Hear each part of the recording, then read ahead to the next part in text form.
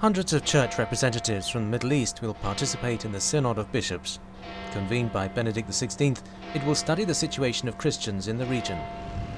The Middle East is an area of diverse cultures, traditions and religions, a world of many contrasts. Its countries range from some of the richest, Saudi Arabia and Kuwait, to some of the world's poorest. The region extends from the Mediterranean Sea to the Indian Ocean, from the valleys of the Nile to Turkey. 20 million Christians live there, 5.6% of the population. The country with the most Christians is Egypt, with about 11.5 million. Countries with the fewest Christians are Yemen, with 45,000, Bahrain with 79,500, and Oman with 126,000. The conditions under which Christians live vary between different countries. Almost always it depends on the relationship with Muslims. In the new Iraq, there are worrying signs that the country could become an Islamist theocracy.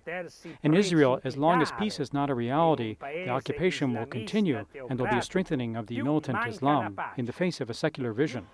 In Jordan, the Christian religion is taught in schools, also in Egypt, while in Saudi Arabia, any expression of the Christian faith is prohibited. Franciscan Father David Yeager is one of the participants of the Synod. He knows the situation of Christians in the Holy Land and has witnessed the decline of Christians in the Middle East. Some escape the conflicts that plague many of these countries. Others flee the political and economic uncertainty. No country today authorizes the explicit state persecution of Catholics or Christians. Naturally, there are countries where the situation for Christians and Catholics is getting worse. For example, in Iraq, the secular elements of the state are less than in the preceding Iraq.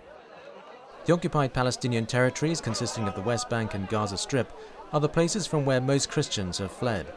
On the one hand, because they live under a military occupation, and secondly, because of a strengthened Islamist regime.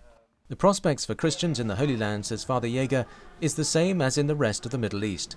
Until they have peace, many will continue to flee in search of safety.